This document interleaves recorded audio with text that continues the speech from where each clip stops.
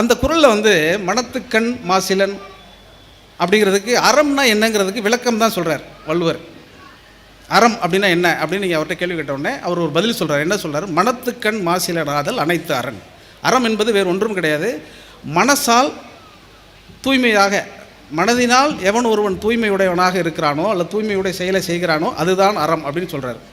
அதற்கு மனத்தின் கண் நல்லவன் ஆதல், மனத்தின் கண் நல்லவன் ஆதல் அனைத்து அறன்னு எழுதலாம் இல்லையா? அது நல்லவன் ஆதல்னு எழுதாமல் மாசிலன்னு எதுக்கு எழுதுகிறார்? அதையும் தாண்டி நீங்கள் யோசிச்சு பாருங்கள். மனத்தின் கண் அப்படின்னு எதுக்கு எழுதணும்? மனத்தினால் நல்லவனாதல், மனத்தினால் மாசிலனாதல் அப்படின்னு கூட போகலாம். மனத்தின் கண் அப்படின்னு போடுறது ரொம்ப முக்கியமான விஷயம். அது 7ஆம் வேற்றுமை உறுப்புன்னு இலக்கிய உரையாசிரியர்கள்லாம் எழுதி கொண்டு போவார்கள். எனக்கு அந்த உரையின் மீது பெரிய ஆர்வமோ நம்பிக்கையோ கிடையாது. ஏன்னா அந்த கண் என்று திருவள்ளுவர் போட்டுவதற்கு மிக முக்கியமான ஒரு